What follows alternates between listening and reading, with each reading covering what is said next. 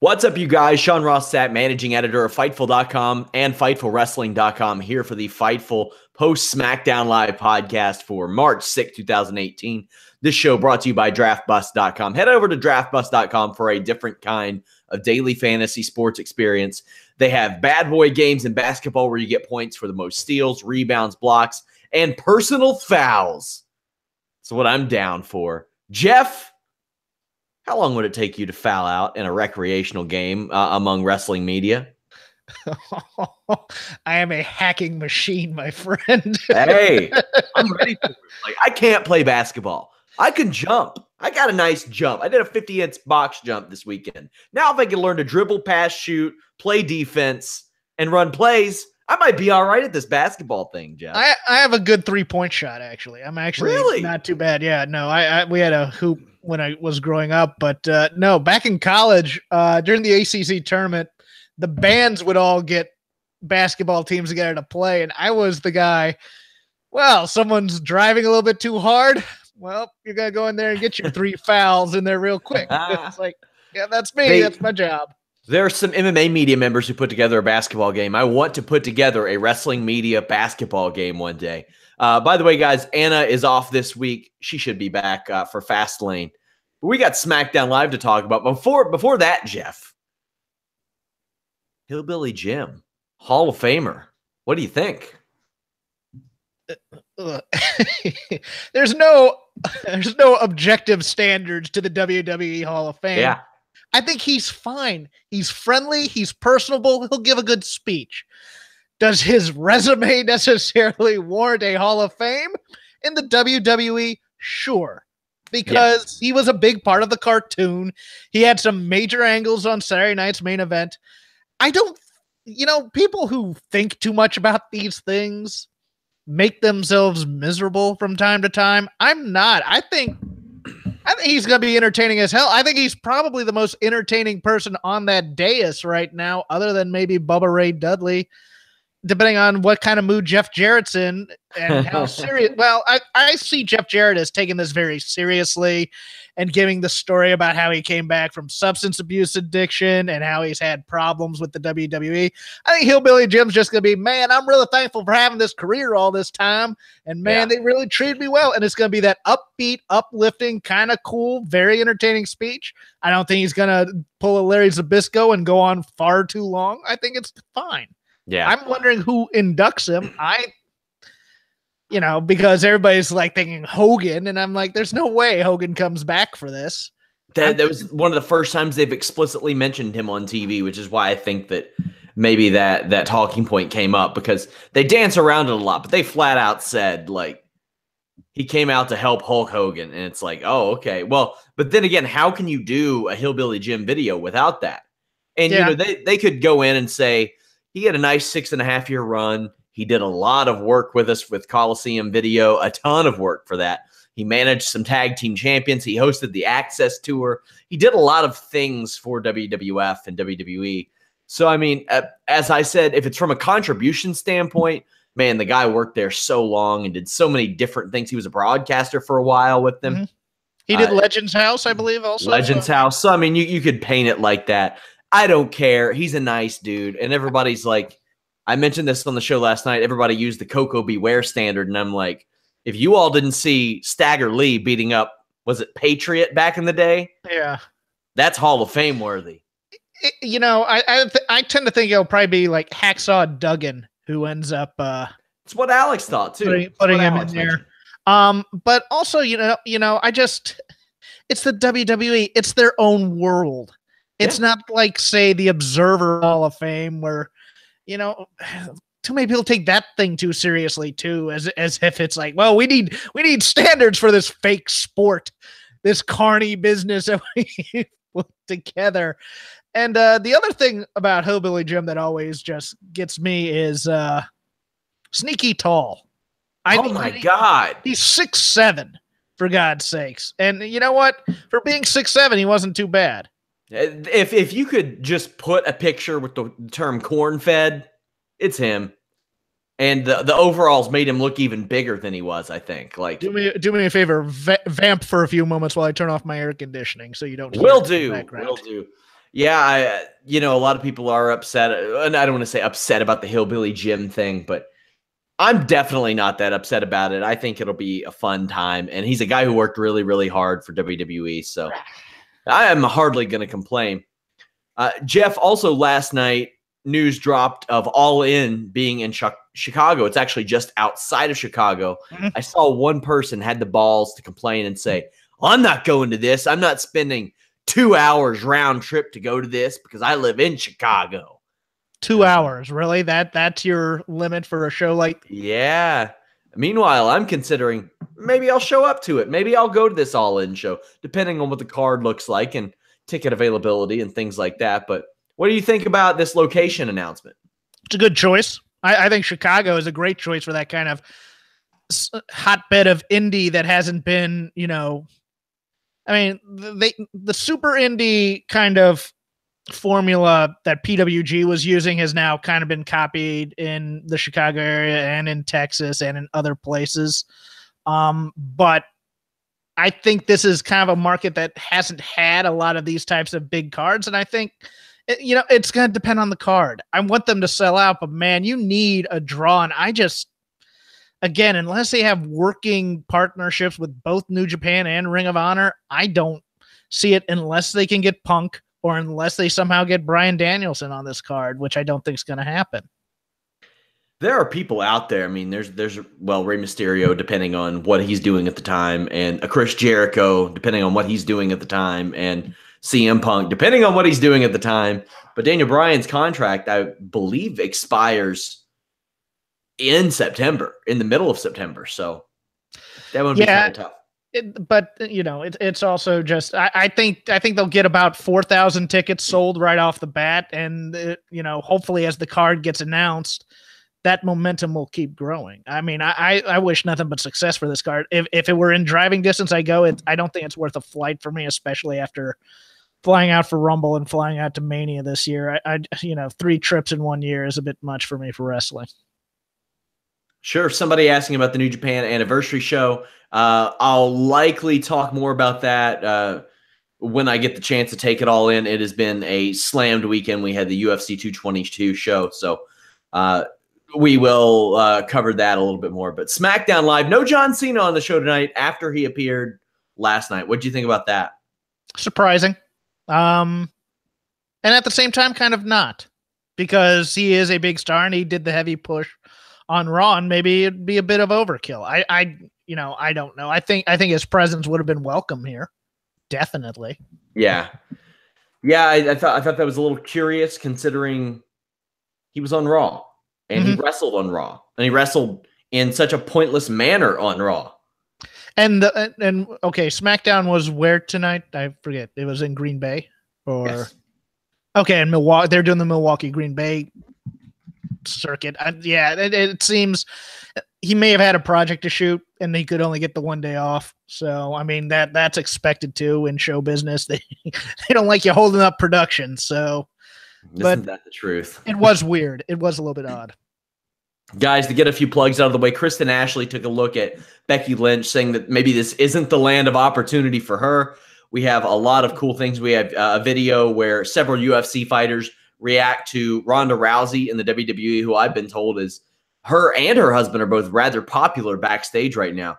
Alex Palowski took a look at Mustafa Ali's self-produced promo, which I thought was great. I talked to Jimmy Jacobs, who discussed the other offers that he had before Impact Wrestling. And of course, I have my show notes and match ratings for every Raw, SmackDown, pay-per-view. Those are all up on Fightful.com. The SmackDown show ratings will post tomorrow morning. Also, this Friday, right after Ring of Honor's anniversary show, I go live for a podcast. And of course, I'll have show notes and ratings for that, probably posting that night. So make sure you guys tune into that. Make sure y'all subscribe, like, thumbs up. Visit our friends over at Pro Wrestling Unlimited. You can see the list in your boys syndicated over there. Also, you'll see some of their stuff on our channel, vice versa. Show them some love. But we got SmackDown Live. It starts with Charlotte being brought out by Dasha Fuentes. Dasha stumbles a bit, and Ruby Riot's brought out. And I'm indifferent to her delivery because, let's be real, they're given drivel to recite, but she never stumbles, she being Ruby Riot. but she uses the UC crutch that I hate so much when you're like running through stories and all that stuff. And it's that's a writer crutch. That's not her. Oh yeah, it is a writer crutch. I mean, it's also often used as a wrestling crutch too. A lot like the old "My Name Is" promo, where every single time they would introduce a new character, there would be a backstage vignette. To the point they were taught to do this in OVW, where they would say, "My name is so and so," and that was like every ECW promo when they did the reboot. What do you think about the Riot promo? Because I'm like, man, she's really good at delivering this stuff. Like, she's so good that it's almost not natural. She is great at delivering very bad lines. Yeah. The thing with the UC, when I was still writing scripts, a lot of times you find yourself, you get into certain habits because you're not speaking it, you're writing it. And so on the page, it looks a little bit different than I always used to. I noticed I was starting a lot of sentence with "well" in a count. Well, and you have to get rid of those types of verbal tics. My overall impression of this is that they tried to make a story at the last minute of this thing. And it's an interesting story to tell. They just didn't tell it in an interesting way, because as Ruby was going through the machinations of, well, when you won all these titles and you've been handed everything, and that's why I formed the Riot Squad. I'm like, well, number one, nobody ever saw you form the Riot Squad. Number two, how come I didn't hear about this before when you were in NXT and thinking, well, that's your plan. That's your master plan. I never saw any of this go on. I'm always asking why and how when people are making statements. My plan, and it's a bit of a crutch that they do. I'm here to tear down your legacy. All right, how? Because she's already won the titles. You're not going to take those away. It would have been a much simpler way. I'm ruining your WrestleMania moment. Oh, okay, great. That's a little bit more central. You're not going to WrestleMania. I am, and I'm going to fight whoever's there. These grand kind of bad guy monologuing type things that they do with their master plans that they're talking about, they never get pieced together. Now, there are compelling stories you could tell with this same kind of angle. I mean, you could have talked about, well, you were in this first triple threat for eventually the women's title. I was in a dance hall down the road main eventing in front of 200 people. That would have been so much better. Yeah, you can tell these stories in a way.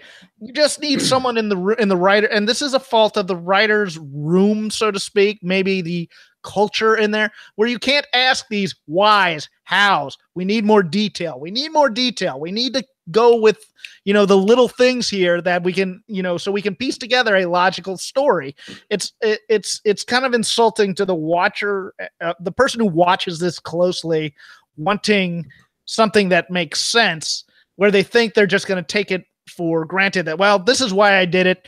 And of course you should now believe that, because it's like, I still, okay, your master plan was to get Sarah Logan and Liv Morgan. Why? What do they have to do with Charlotte's legacy? Yeah. What were the little things you were doing in the weeks leading up to this I mean, okay, you took out her friends for a couple weeks and then they came back and they beat you up and then you beat them again. Okay, you've now told me it's now, in improv terms, once you say something, it's the reality of the scene. Okay, now I'm questioning the reality of the scene. What exactly did you do in this plan to take down Charlotte's entire aura and her entire legacy that we didn't see? Because none of that's been on television. Yeah, I'm with you. I completely agree. At some point, like, we've heard this about Charlotte before. They've went down this road. They don't overdo it. It's not like the Brock Lesnar's never here thing. You know what? I was fine with Charlotte's part. I was absolutely fine with the, look, I have to work twice as hard because of my name. Yeah. That's a perfectly logical, I get that. I get that a lot. She still has heel delivery, though. Oh, yeah. Real bad. Still has heel delivery. And this staging here did not help her at all. If Ruby had come out and cut a promo explaining all this, and then Charlotte comes out, but to have her standing, towering over her with this in full peacock regalia, as she's just kind of being talked at as opposed to talked to. It really kind of it really it was heelish almost in many ways. And at some point, like a Charlotte's going to have to pop a doc one of these women that keep on coming out and saying this and just say what she already knows they're going to say. Like, that's why they dislike her, and just be like, all right, you're going to need something else. Actually, the worst part of this in all this wasn't anything to do with the segment. It was the way it ended. It was, she's about to get beat up. Up, here comes Bobby Roode. Well, perhaps appropriately. And she would have gotten away with it, too, if it wasn't for that meddling Bobby Roode. Well, yeah, and there's a little bit of the man came out to quote-unquote save the woman type of, there's a little bit of sexism. Well, what's he going to do? Is he going to beat her up? Like, yeah, this is an Impact. They don't hire those types of people in WWE. Why are people so distracted by themes at this point? Yeah. Well, Bobby Roode's got a nice one. He does have a nice one. Let's watch Bobby Roode as Charlotte escapes out of, oh, look, there's a guy spinning on a thing. But when this happened, I was like, wow, they even timed SmackDown out poorly in storyline. Like, because this always happens. Like, for like months, like it seemed every other week there was an issue with how SmackDown was timed. Mm-hmm. If you remember, they would have to kill time at the end of the show or something of that nature. And now they do the thing where somebody's music hits at the end of another segment. I was like, okay, come on. Jinder Mahal defeated Randy Orton. This is my nightmare. There is nothing special about this match until Sunil Singh gets sing-bombed, is what we're going to call it. He gets sing-bombed on a table. This is standard procedure. What I don't get, Bobby Roode, none of this made sense. You know, he gets ran into and everything, but then he gets on the apron after he was taken out, and Jinder wins with a Colossus after running Orton into Roode. This was not fun. I can't imagine Sunday will be either. But what did you think of this? This is the laziest type of writing that they do, is when you have a three-way type of feud with the guy out there on commentary. But let's start from the beginning. Number one, Randy got a haircut, but also just the moment I knew that this wasn't going to be exactly quality entertainment, so to speak, Orton's coming out and they do that side graphic. And did you see the look on it? The look on his face on the side graphic is, I don't care about any of this right now. Yeah. And it's like, can you believe this? You know, kind of a weird smirk on his face. Did the Singh brothers at some point like kick Randy's dog? Because the way they get thrown around on these tables and all around the place. I mean, look, it helped get Jinder over. At the same time, there seems to be this kind of lackadaisicalness in the way that they get thrown around and the way that they land that just makes me go, I hope they're getting an extra couple grand in the back slipped into their bag on the way out. It's like the Ellsworth mentality. They're like, all right, well, we're not going to put him on the house show loop, so he's not going to wrestle a lot. So when he does wrestle, we're going to make him take the sickest bump he possibly can. Yeah, I think, you know, and I also think there might be they're not real stars. You know what? Show your worth here and just, you know, you can, I mean, there's a certain give and take there that makes me a little bit uncomfortable about It's a little weird to me that they don't have Sunil Singh or even his brother at the time wrestling a lot of live events, because it seems like easy heat for a live event. You know what I mean? Just throw. I think, you know, I think they were just keeping them away from 205 Live because they were trying to establish his characters there. But now that they've established it as a different show, they'd be fine. Oh yeah, going down there occasionally. Yeah, I watch these things. Okay, you got pushed into, you got shoved. Why are you jumping onto the apron to interrupt this match when a guy is, when a guy can put more damage on your opponent going into Sunday? I mean, I don't mind Bobby Roode explaining, no, I want him at his best there, but the irrationality of getting that angry to then jump up and interrupt in the match just because someone ran into you. It wasn't smooth either. Like they had to wait on it. I can tell you this, as far as interest in three-ways go, Nev Campbell and Denise Richards and Wild Things, this is not. You've been saving that line, haven't you? Ever since this thing started, ever since this whole situation started, which it's funny because we joked last year that this was a nightmare feud, that these three guys in particular. I'm afraid I have some bad news. Oh, I think that's your Mania match. it probably is. They got the Intercontinental three. We got to do a United. Oh, it's got to be the same. Woo! Got to get everybody on there. New Day and the Usos video vignette. That's good stuff. I'm sure their match will be a banger on Sunday. This was awesome. Yeah. Don't undersell this. This might have been the best thing. This was the best thing on the show. It very well could have been. Yeah. I mean, the graphics, the actual footage of the Usos in the war paint and the haka dance and all that other stuff. I love this. This is far better than, say, doing a Jey Uso versus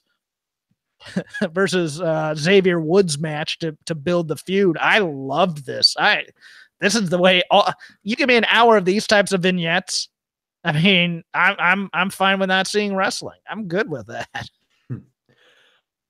Shinsuke Nakamura is backstage, says that he hopes that AJ Styles wins Sunday so he can hit him with the knee in the face at WrestleMania. He's confronted by Rusev Day. Nakamura will face Rusev at Fastlane.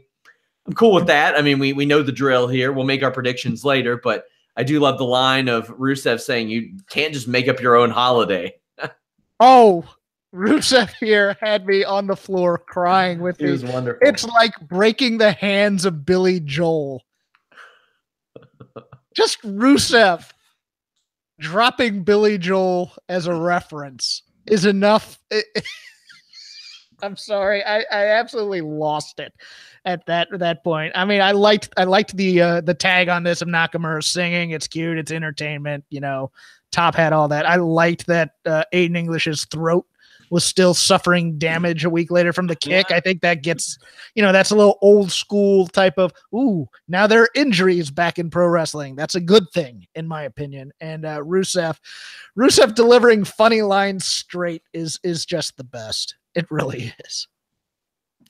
Becky Lynch defeated Carmella. We do not get enough Carmella entrances on SmackDown, and I miss Ellsworth a lot. I really miss him skipping to the ring with Carmella. Because as she did it, I realized I haven't seen this a lot without Ellsworth. And I missed it. I needed it. This is her first televised one-on-one match since October the 10th. That's 5 months. This was also a very good use of Becky Lynch's quirky sense of humor, I think, in many, many ways. And also just a good way to get Becky back strong. I love Becky Lynch. I think she deserves. When you said about that article, I haven't had a chance to read it yet, but now I really want to, because I think Becky Lynch is the most underutilized talent in the women's division.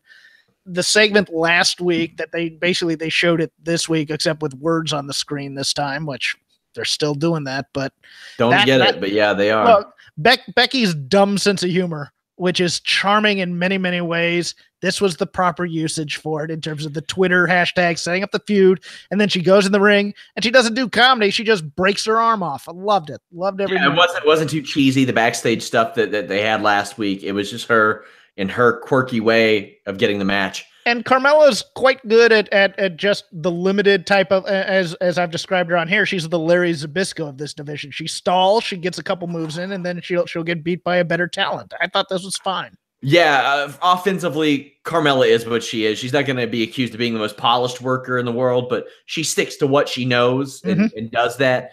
She looks a little different. She wears different gear. She's more colorful, or when her opponent's colorful, she's not. And I think that's pretty cool. I do think you're onto something that this act is missing a little something without Ellsworth. It really helped a lot. Like it added an edge to Carmella's character. Like we had a reason to dislike her a little bit more because also because she's a slip on a banana peel kind of crafty heel. It gives those type of outs for her. Becky's sell of a kick from Carmella was really good. I loved that. And then her Bexploder was good too. I love the finish here. It was a great wheelbarrow headlock from Carmella that got turned into a disarmor. Good stuff. Naomi's watching backstage, and within the middle of this match, it didn't make any sense why they cut to her. Of course, by the end, Natalya shows up, and I'll ask you the question that's on everybody's mind. What was Natalya wearing?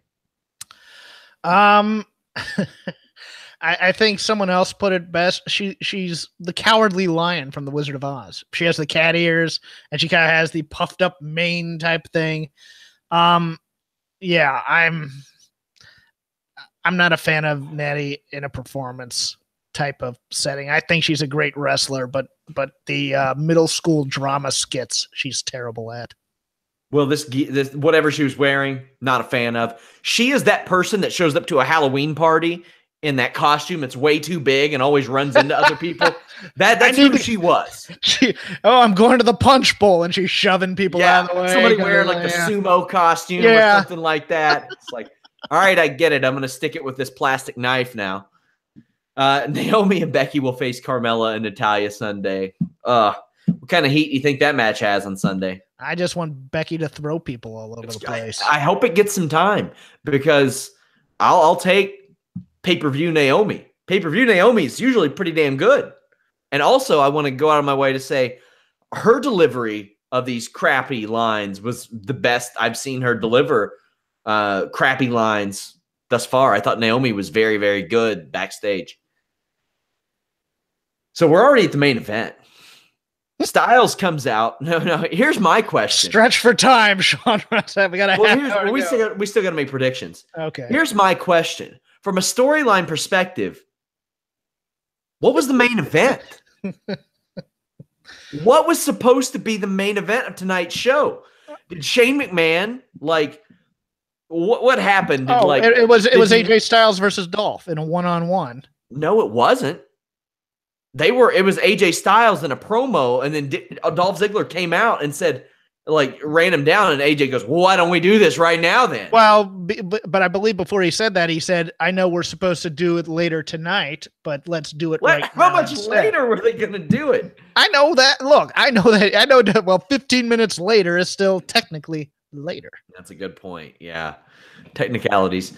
Styles runs down the math of a 6-way match, in case you all forgot every other time that this happened. I liked Ziggler's promo. I thought, even though we've seen this type of promo out of Ziggler before, it seemed a little bit more natural out of him than the forced, I'm going to steal the show thing. Yeah, I want a little bit more bite to it, though. That's all I would want from him out of this, because out of this show for you, because it very often bites. Well, yes, it does, but I meant, as opposed to this is kind of a G-rated Dolph. I need a PG-13 towing that line of almost a rated R Dolph to get these types of promos over and for him to mean something, because I've just heard these from him over and over again. So this ends up with those two facing off. We get a nice back and forth match. Kevin Owens and Sami Zayn run in. Shane McMahon adds Baron Corbin, and it becomes a fatal 5-way. Now, the match is good. I'm not going to say anything negative about the match. I enjoyed the match. I liked the match.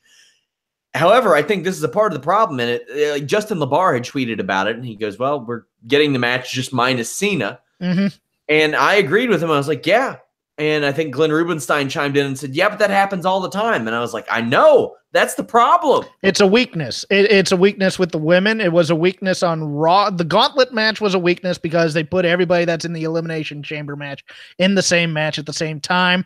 They're doing that here. It eliminates a lot of the, for lack of a better term, the mystique of the main event in the pay-per-view when you do this on the go home show, or even a week before the go home show. It's really doesn't serve the talent that well, when you could have, in these multi-person matches, the key to having a very interesting multi-person match is having different one-on-one storylines that you can tell within the confines of that multi-person match. And that's what these lead-up shows are for. If you build those a little bit stronger, you make your 6-way, 7-way, 8-way cluster a lot more interesting. And I think they would have been better served, focusing on motivations rather than putting everybody in a match where they throw each other around. And no, I agree with you. It was a fine match, and I loved the ending of it. I did. I thought it was great. And the interview where they ran out of time yet again. But we'll get into that. But no, I agree with everybody's point. I don't see the point of doing this right before the show. So many, like when I'm hyped for a big MMA fight, I am pumped for Khabib Nurmagomedov against Tony Ferguson. They've tried to make this match like 5 or 6 times, but it's never happened. And that's why I'm excited about it. Also, I'm excited for the potential of a Nate Diaz versus Conor McGregor third fight because the first 2 kicked so much ass. That's what happens. It's the element of the unknown or the element of I know this is going to rule. And so often we don't get that with WWE because by the time a pay-per-view rolls around, we've seen some iteration of this matchup, this fight, this battle multiple times. Now, in this case, it's a WWE, what they call multi-person matches, even though technically every match is a multi-person match. But any match with like 3 or more people, they generally do very well. And it's generally very good. And I enjoy it and I like it. And I know it's going to be a good match. I didn't expect anything less out of this. Don't expect anything less on Sunday. However, when you do it over and over and over and over and over again, I think that just takes some of that. Not to mention that, but we had the men's Royal Rumble. We had the women's Royal Rumble. We had the Elimination Chamber. We had another Elimination Chamber. We have this match. We had a gauntlet match just a few weeks ago. Then we've got this match on Sunday. And I'm like, my God, guys. Sometimes mano a mano works, but I don't know. I don't know how you add stakes to like they used to be so good at leading into a pay-per-view and going off the air was something that made you want to see what was going to happen Sunday instead of previewing and summarizing what was going to happen on Sunday. Either way, the match was good. And at the end, we got Zayn cracking KO with a haluva kick and a pin. This comes after earlier, Kevin Owens pointed out that Sami Zayn said that he would lay down for him. What did you make of the finish, the match, and the KO Zayn dynamic? I love Sami becoming mad with power. I think that's the story to tell. It's the story I wanted. When Sami turned heel, I wanted him to out Kevin Owens when Owens turned on Jericho.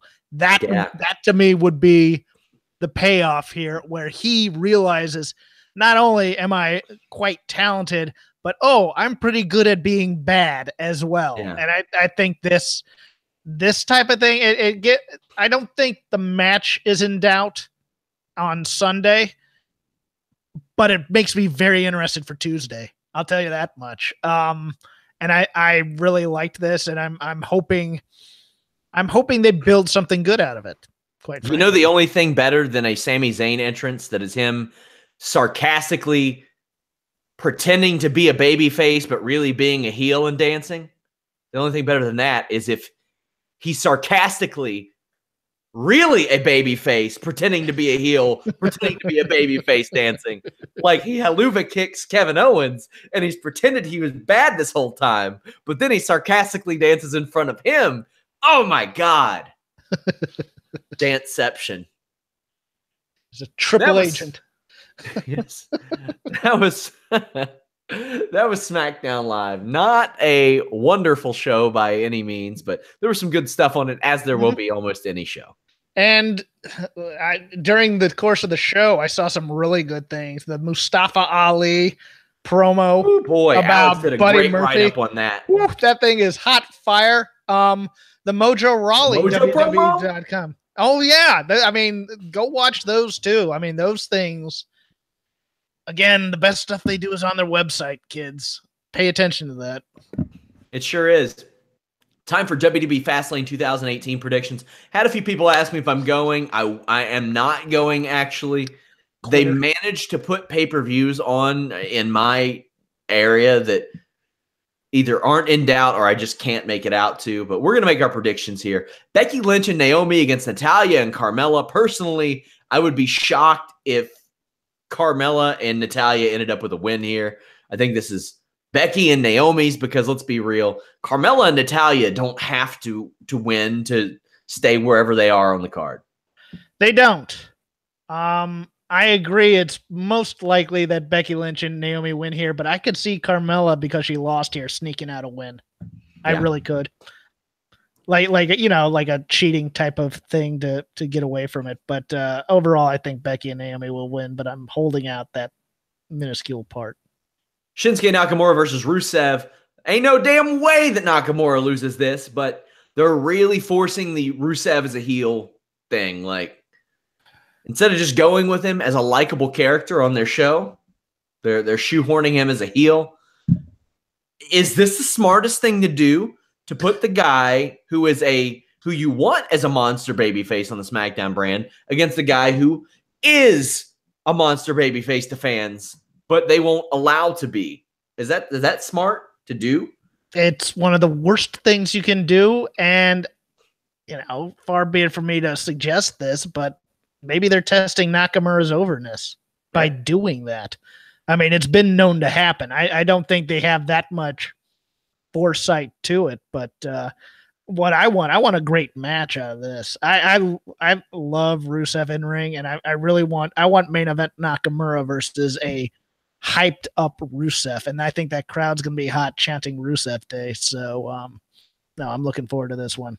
Charlotte Flair defends the WWE Smackdown Women's Championship against Ruby Riott. Charlotte Flair is a shoo-in here. Like, there's no way she loses this, but who does she face at WrestleMania is the question I want answered after you make your prediction. I think this is your standard Riott Squad comes out, interfere, gets thrown out eventually, turns into whatever it is after that, and then Charlotte wins quite easily, I think. I think we're headed towards Asuka and Charlotte. I agree.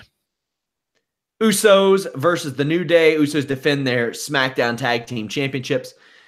No tag teams on the show tonight, like, at all. Like, there were none, except for Rusev Day. If this headed to a 4-way tag team title match, I'd be okay with that for WrestleMania. If you throw in Rusev Day and you throw in the Bludgeon Brothers, I think that would be a banger. That would be good, especially if you make it like a ladder match. You do that route.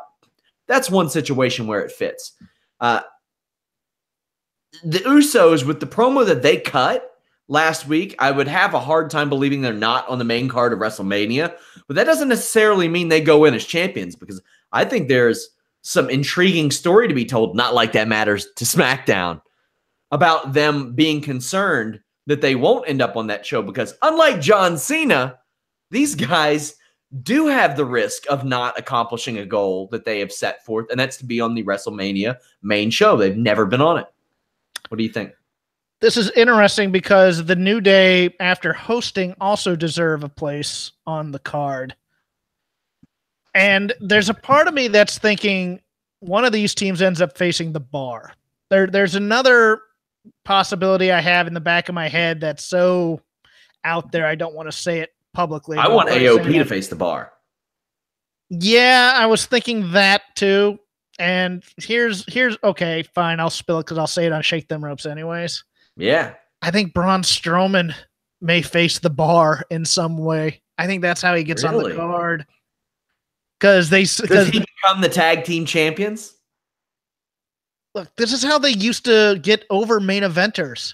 Hunter used to pin the tag team champs. Roman used to pin the tag team champs. If they're doing a story where the Bar has cleaned out all the other tag teams, your choices are someone you want to get over as a monster singles or a tag team we haven't seen yet. And the winner of the Dusty Classic is getting an NXT tag team title thing. They're not going to introduce the AOP unless it's a surprise at WrestleMania. And I don't think they're going to do that. I think they're going to introduce them at the Raw after WrestleMania. So my thinking was maybe Braun in some way, or maybe even Braun and a limp and knocked out Elias somehow. I don't know. Something like that. But like he forces Elias to be his tag team partner. Yeah. That would be funny. Yeah. That would be entertaining stuff. As far as AOP, they're the type of team, like, okay, Eminem weren't the type of team that when they won the titles their first night out, they had somewhere to go upwards. Mm-hmm. AOP are, because they are this generation's Road Warriors, essentially, even down to Paul Ellering and stuff. Now, I don't think Ellering comes with them to the main roster. I would put them with Samoa Joe personally, because I don't think there's any better fit for that than AOP and Samoa Joe, and no heaters at all in that. Just three big badass sons of bitches that can run a brand. But we'll see. I think I'm leaning towards New Day winning this just because I want New Day to win because I like the idea of telling the story that the Usos get so emotional, and they really do have a situation where they want to be on this main show, and they brought it to our attention. I think. Oh, I didn't pick a winner of this. Yeah. I think the Usos retain, but I wouldn't be surprised if the New Day wins here and then they lose at WrestleMania to the Usos. You know, Bobby Roode defends his United States champion. Oh man. Against Randy Orton. United States Championship. Schmaz finish leads to a three-way. Gender's getting involved. Mm-hmm. Now, it leads to a three-way that night or WrestleMania? No, WrestleMania. Yeah. AJ Styles, John Cena, Kevin Owens, Sami Zayn, Baron Corbin, Dolph Ziggler, six-pack challenge for the WWE Championship. Wouldn't be shocked if this one goes 40 minutes, maybe longer. AJ Styles is winning this. You got to go Nakamura, AJ. What do you think? You do. Although it put in my head that Cena promo on Monday put into my head that they could make this a triple threat too, with Nakamura and Cena and AJ involved if the Undertaker's not up to it. What about Rey Mysterio? Ray got injured this week, so who knows? But I think AJ is possibly the easiest money on the board other than Charlotte. Yeah, I would agree. Now, there are 6 matches on this show. And as we know, that just doesn't work for WWE. So here's who is not on the show. Aiden English, Gable and Benjamin, Bludgeon Brothers, Jinder Mahal, one of New Day. They're not going to put the other one in a match. Sin Cara ain't wrestling. Zack Ryder, Mojo Rawley, Ty Dillinger, Mike Kanellis, and then on the women's side, the Riot Squad's going to be out there with Ruby Riott. Everybody's pretty much booked up on the women's side. What gets added to this show? I think possibly Mojo versus Ty Dillinger. And I wouldn't be shocked. Well, no, the Bludgeon Brothers won't beat Gable and Benjamin, I don't think, but maybe a Bludgeon Brothers squash on the pre-show. Yeah, I could see that too. Or Zach, or they team up Zach and someone and yeah, my God. Guys, head over to FightfulWrestling.com. We have Matt Taven over there saying that NXT is ROH Light. Braun Strowman explaining the origin of his name. We've got video reactions to the John Cena Goldust promo. Tons of articles up there. We have all your news. And what we do at the beginning and end of each day, well, the beginning of each day and the evening, we put together fight size updates that have some of the smaller stories that don't deserve or aren't big enough for their own stories. We don't want you all clicking on a million different things. We consolidate those, make it a lot easier for you. But we got lots of cool stuff over there for you. And we did the Holy Smokes MMA podcast today. We have our Fastlane coverage this Sunday night. But this Friday night, I have Ring of Honor 16th anniversary coverage. Jeff, are you familiar with the card at all? Vaguely. Well, we'll make predictions anyway. Okay, go for it. Hiromu Takahashi against Flip Gordon. Well, since they let Gordon go over in Japan, I think Takahashi probably wins here. You got Marty Scurll versus tomorrow's guest on the list and your boy, Punishment Martinez. That's going to be a fascinating match in so many ways, but I think Scurll wins. I'm excited for that one. Yeah, I think Takahashi and Scurll both win that one, or those as well. Cody versus Matt Taven. I'm going Cody here because fresh off the heels of the All In announcement, I would imagine they... Easiest money on the board. Oh, yeah. Women of Honor title tournament opening round match, Sumi Sakai against Hana Kimura. I just want to say before this, the Kelly Klein Bonesaw Brooks tournament match was a lot of fun to watch. I reviewed that on the site. it was a far cry from the Mandy Leon Angelina Love match. Let me tell you that. That was rough. Is Mandy Leon winning this thing? I hope not. Unless there's no good reason to do that. Not even the like, oh, we'll put, you know how people like thought that NXT may sarcastically have Eva Marie and Asuka's streak and put the title on her so she would get that wrong kind of heat. Yeah. That would be the wrong kind of thing for them to do with Mandy Leon, because I watched that Bonesaw Brooks and Kelly Klein match and I was like, it's a shame that one of these women can't advance, because that was really good stuff. And they got like Deonna Purrazzo and Tenille in that tournament. So yeah, it'll be good. There's plenty of good talent in the tournament. I think Sumi Sakai is going to win this. Sumi Sakai wins this one. The Young Bucks, that's Adam Page and the Young Bucks against SoCal Uncensored, Christopher Daniels, Frankie Kazarian, Scorpio Sky. Scorpio Sky getting some Ring of Honor play. I first came to know Scorpio Sky from a video with Human Tornado. Maybe you remember it, where they did the dance off in the ring. And of course, he played Harold in the anger management skits with Kane and Daniel Bryan. How do you think this one goes? Because the Young Bucks are super over. I think they're super over, but I don't think they need the win. I think SoCal Uncensored beats them. Yeah, they should put a little juice behind Scorpio Sky, especially. I think he should pick up the pin in this match as well. I'm going with SoCal Uncensored. That is for the ROH World 6-man tag team titles, by the way, Las Vegas Street Fight. The ROH World Tag Team title is the Motor City Machine Guns against the Briscoe Brothers. It always fascinates me how the Briscoe Brothers, all these years, like it's really like as long as they've been around, it's really just like them and Rhett Titus that have been there consistently for a decade. And they always can seamlessly transition out of singles, tag team, and I love that. I like that about their characters always evolve, and you believe them. Look, the Briscoes are probably my favorite promo in wrestling. I can watch their YouTube videos. Them and the Usos is a dream program for me. Oh God, yes. That is just if you put together a worldwide WrestleMania, that is the tag team title match for me. Or at least, you know what? They don't even have to have a title. That's how like that promo could be carried. I like these new heel Briscoes again, and I think they win. If they don't cut a pro, and I'm a little behind on Ring of Honor TV, if they don't cut a promo about how they sent Bubba Ray Dudley into the Hall of Fame, they're missing out. I think the Briscoes win this one. Ring of Honor World Title match: Dalton Castle, Jay Lethal. Jay Lethal has been a little dormant since his like kind of historic run ended.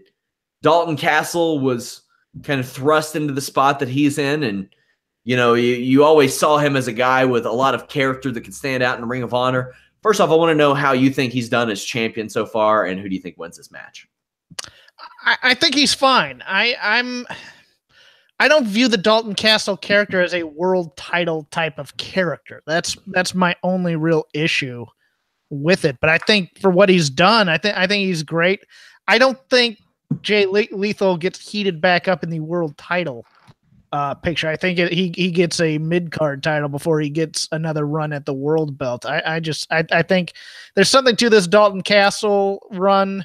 I think they're going to eventually evolve it a little bit more, and I think we'll be able to see if he has that kind of championship heft rather than just kind of being a flamboyant type character. And I think they see something in Dalton, and he's a great wrestler. So I think his reign continues. So here's my question, and I think Dalton Castle's reign continues as well. I'm picking him to win.